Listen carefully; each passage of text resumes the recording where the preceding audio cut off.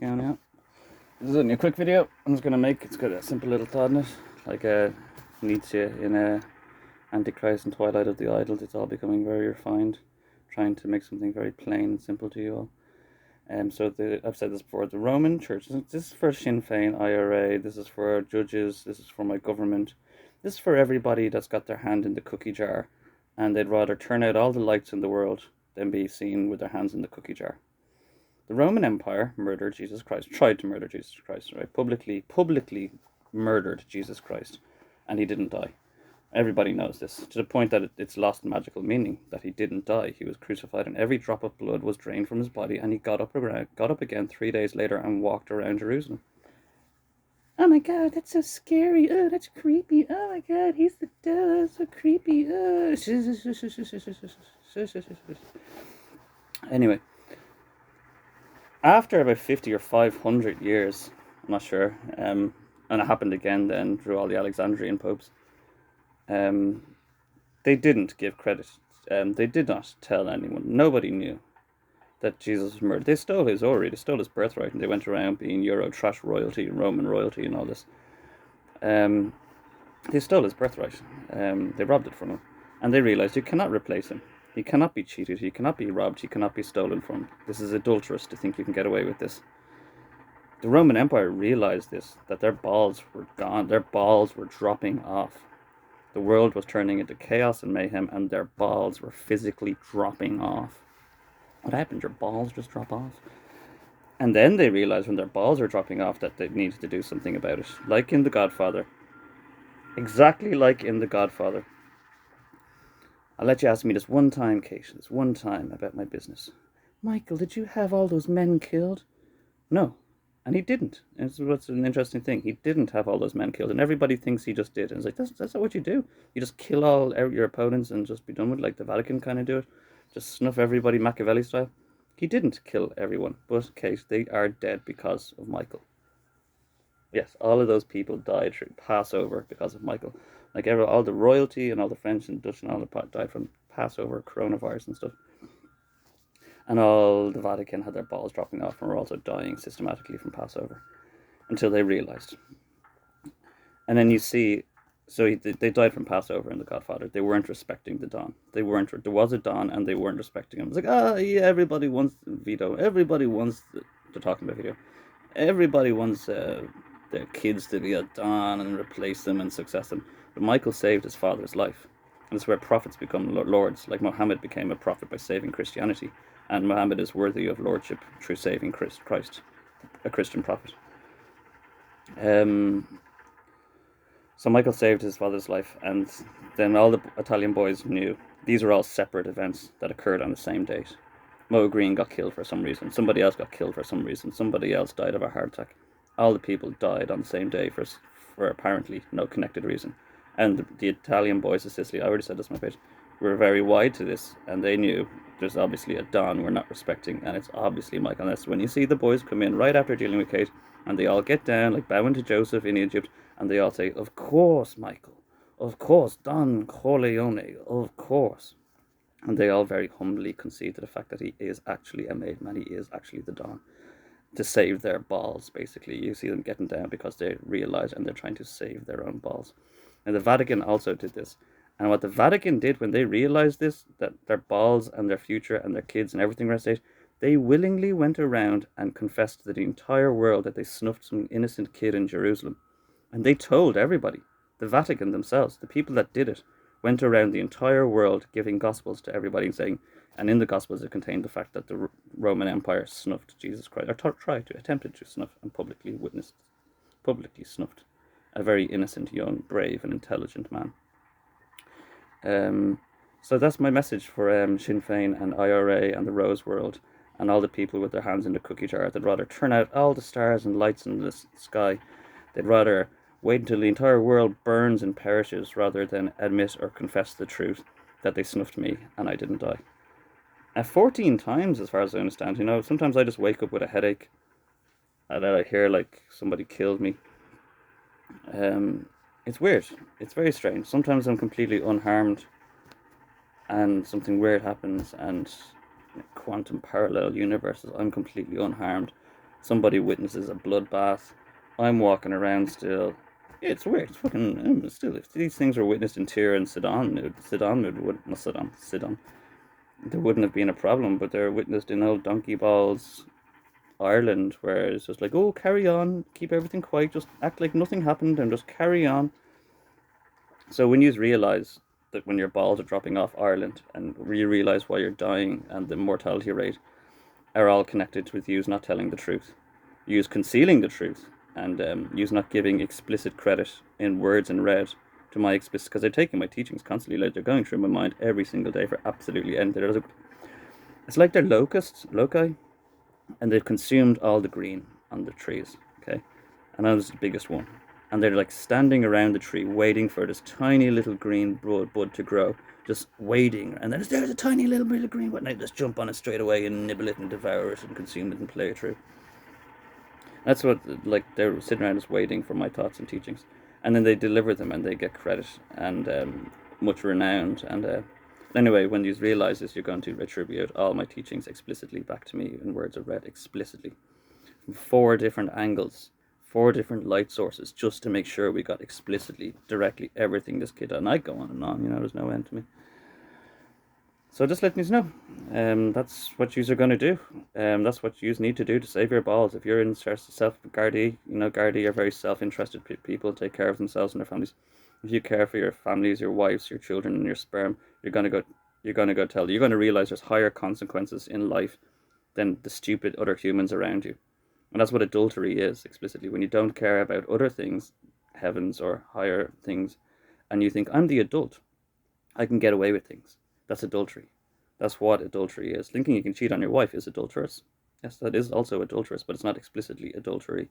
You're thinking you can get away with stuff, and you can't get away with anything. There will be truth in the end. And that's what this life is all about, a revelation of what would you do granted the freedoms and opportunities to be revealed. You'd reveal. That's why it just says, Tokailum be yourself. That's why Crowley said, do what thou will. Do what thou will. Be revealed. Be honest. Be revealed. Reveal your honest, most truest nature. Strange thing, I don't want to get too off the topic. Strange thing about this world is there's no end to that revelation, because that is one of the main reasons you exist in this world, is to reveal thyself, reveal thy will. If you're willing to mutiny, if you're willing to challenge, if you're, say, greedy or you're envious, and you try to replace me, basically. So this is like a little fractal little example, fractal little demonstration or revelation of an event. If you would cheat me, rip me off, replace me, destroy my reputation, and usurp and mutiny my temple, you would do the same thing in heaven if you were let into heaven. So yous are being revealed right now as mutinous and covetous, and not good working angels, basically.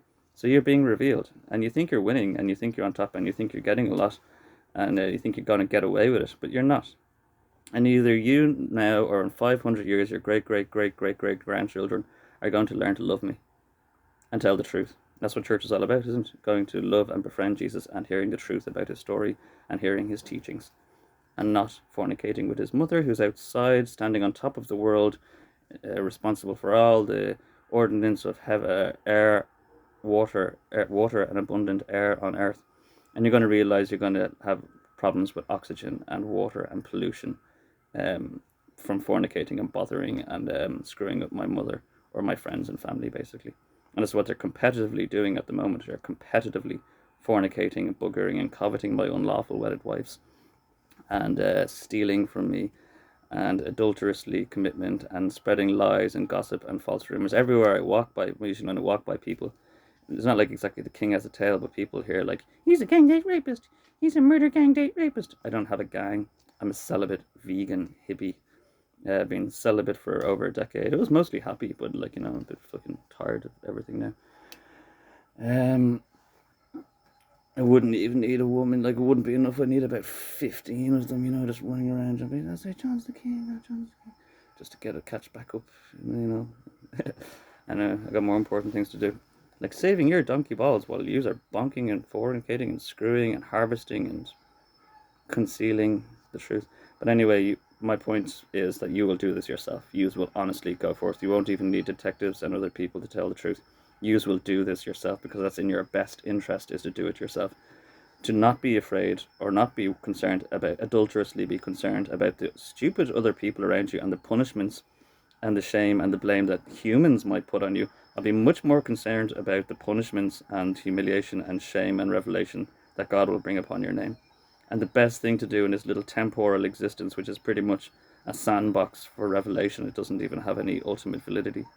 I'd really, really fearlessly get out there and tell them the truth. Yeah, we shot this, the police of my country shot me in the face, pulled the trigger in my face. A bouquet of flowers popped out. Boo! Didn't deserve to die. And then they abducted me and tortured me and tried to disembowel me. I wasn't harmed too much in comparison to our Lord. Um, they did try to disembowel me, William Wallace style. William Wallace had snuffed a few brothers, you know what I mean? William Wallace went around Mohammed Jihad style and killed loads of people. I haven't harmed a fly, and I didn't eat any flesh, and I was entirely celibate for this entire perdition that's occurred over the last 8 or 9 years. So, yeah, I don't tell you too much. Like, I definitely was crucially examined. There was a giant creature I couldn't see because I had armed police standing on my head with my face in the ground, George Floyd style. And a giant monster appeared and was going to bite off my leg. This happened in a field around the corner here, is where I got shot in the face, and it just licked me. It liked me. It just had this massive tongue. It was like a dinosaur tongue, and it licked my foot. And it's like, no, I won't harm you. You don't harm creatures. Again, calling me some murderous, pederasterial, serial date rapist. Your species, humans, are going around doing that. Committed to false witnesses and committed to adultery and committed to taking my name in vain, the name of a good Lord in vain, and for coveting my wife. There's a list, you know, I'm sure I'm ringing a bell somewhere with somebody here on this. Thou shalt not kill. There's no poetry to that one as far as I'm aware. I've studied the extensive, very variable poetry of the Decalogue. All 4 decalogues. Well, like, I know, is there 4? There's 3 decalogues. Below, 2 of them were the exact same, and then the third one was different. And then there's a priest. Oh no, that is the 3. There's 2. Yeah, there's 2. Sorry. Anyway, and yeah, thou shalt not kill. Thou shalt not kill is just thou shalt not kill. I can't find any other poetry or variable potential in that commandment. Thou shalt not kill is thou shalt not kill. Flies, even bees, bugs, things thou shalt not. It's very Buddhist. It is very Buddhist in the center. Thou shalt not do harm to animals or yourselves or each other. Anyway, where am I getting on? Yes, you need to start going and telling the truth. You need to cough up, man up, and confess to the world of what you've done to me and my family and my friends and my orrery and my birthright. I think it's the same thing. And everything you're going to tell them, and you're going to realize it's in your good interest. Like Santa Claus is happy because he's doing the good work. Ho, ho, ho means the whole fucking world. Excuse me. That's what ho, ho, ho means. Whole world will suffer the ramifications of what these people are doing. Imagine Santa Claus was like Ahab or something like that. He kind of strikes me as someone like Ahab. Somebody who was killing loads of kids, was horrible. The things he did in life left a massive ramification for the future of the world. So there's 900 years. Children, everyone growing, 900 years of generations of children growing in terrible, horrible, pre-medieval conditions where kids were sex slaves and people suddenly got interested there, and it was just torture and horrible existence.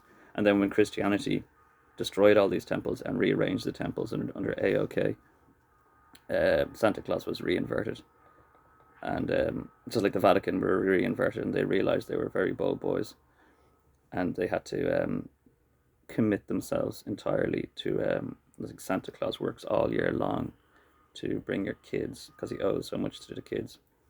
You know, I wouldn't be worried about that. You know, like how much do I get out of Santa Claus? Like, oh, that motherfucker owes you, baby. That mofo owes you. You bleed that motherfucker. And Jezebel is probably Mrs. Claus. Germany and Japan know this. Santa Claus is a terrible, scary man that you have to keep children away from. But under Christianity, he's a good man who's doing the good work.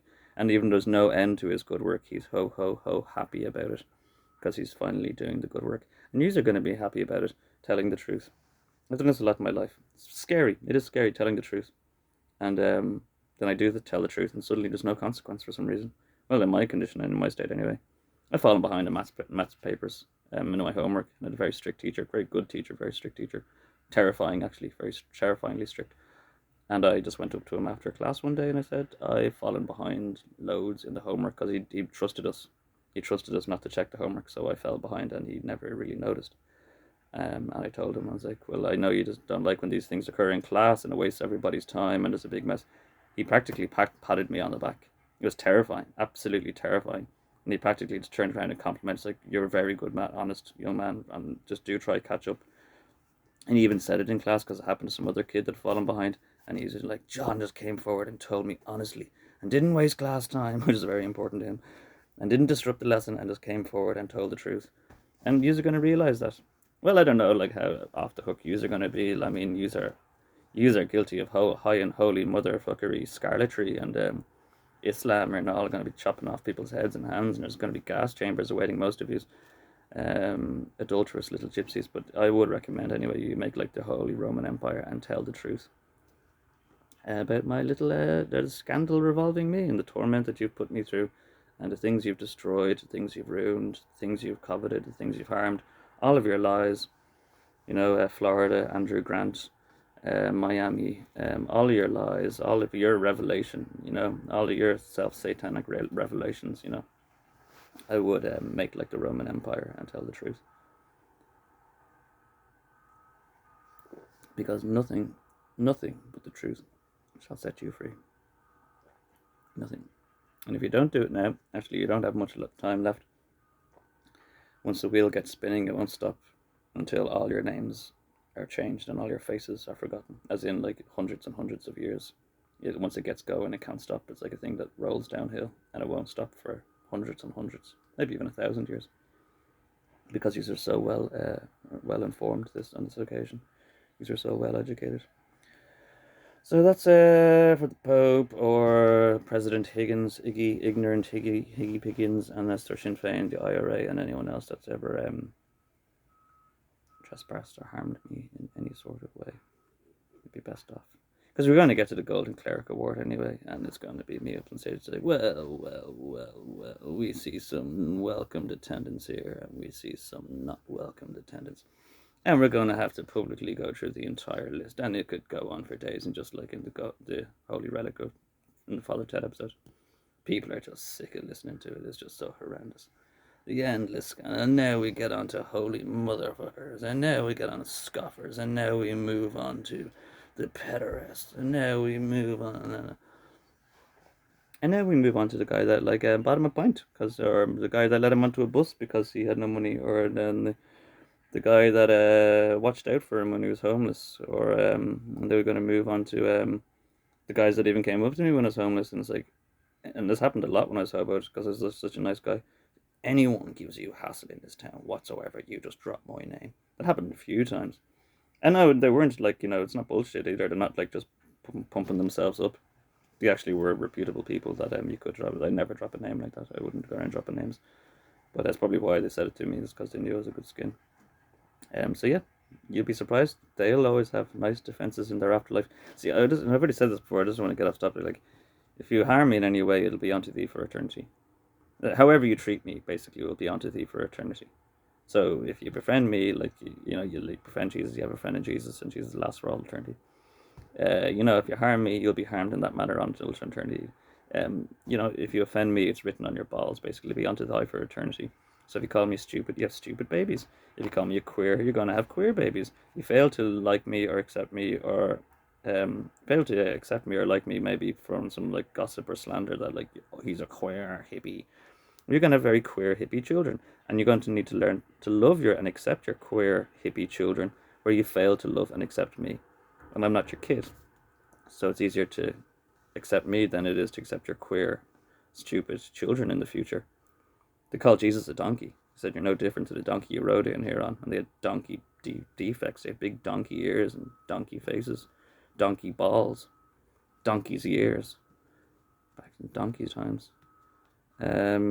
Donkey fish and stuff, donkey everything.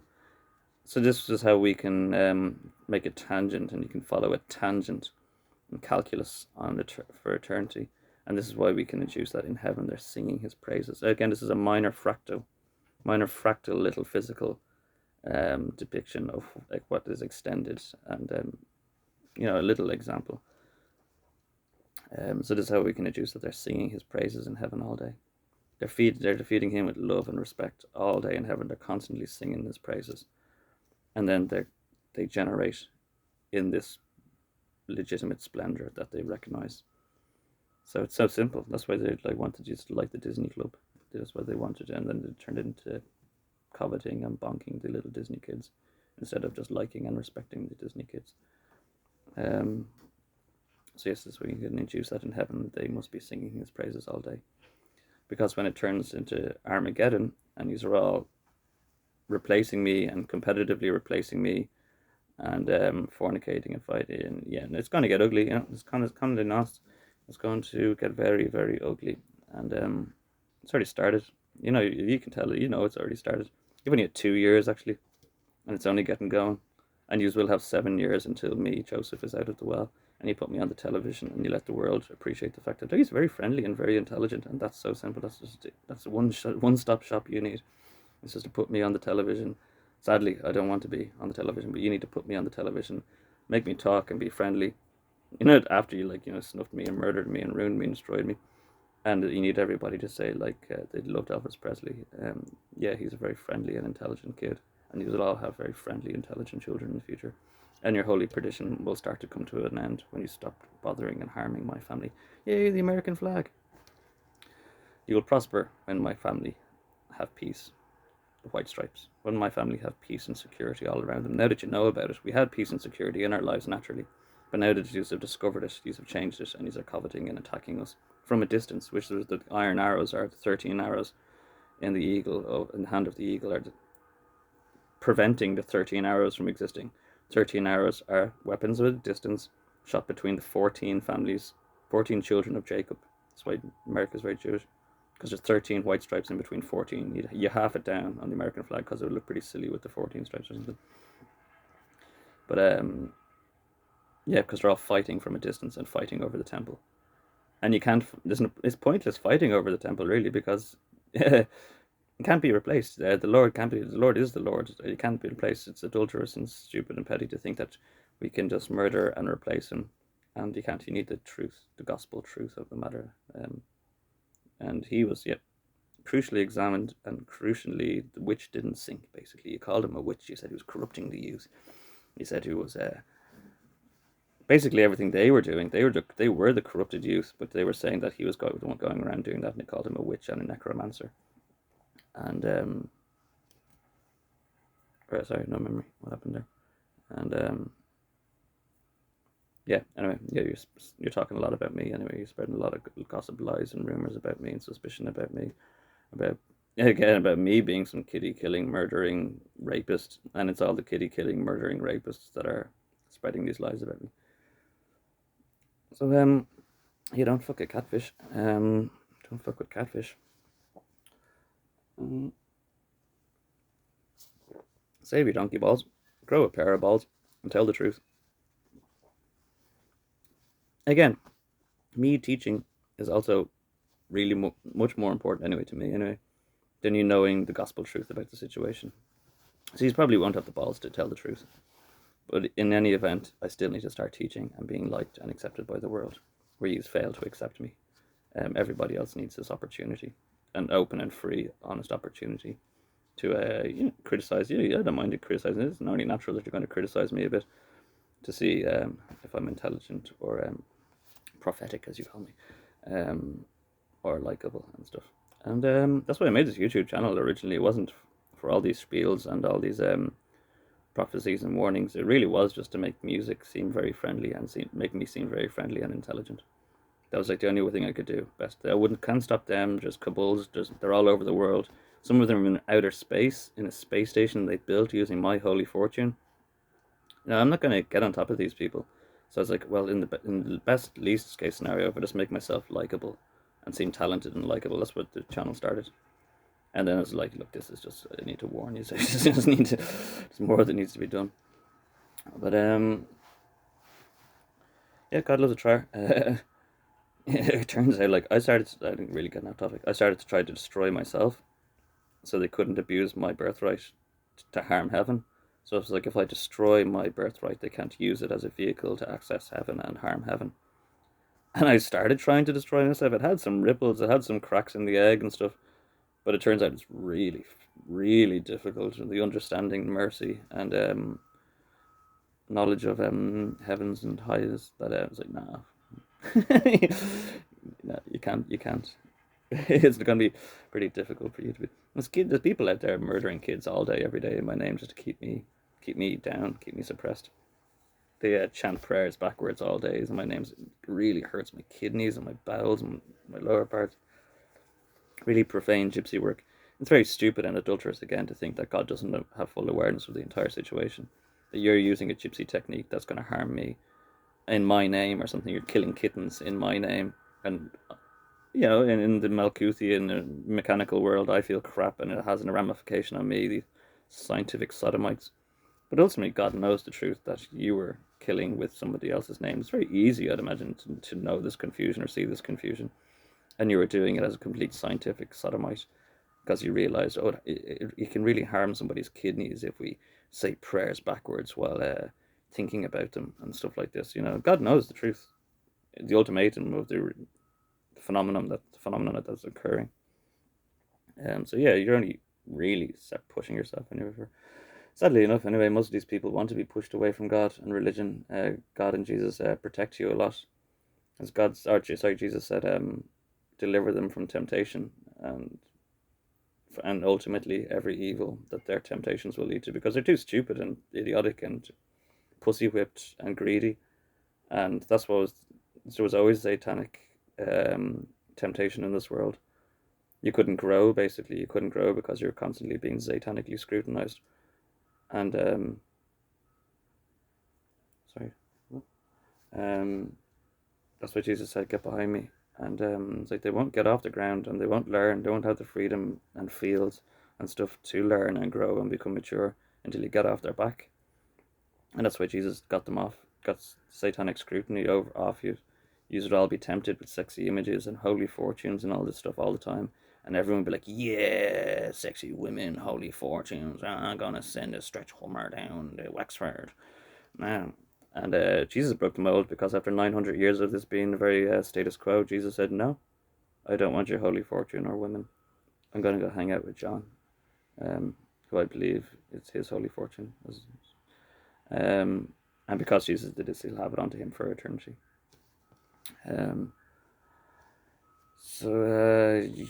am I going now? I forgot what I'm saying. Satan. Yeah, so a lot of people out there love self-condemning and getting far away. That's why they systematically murder children and do terrible things all day, because it keeps them away from the light.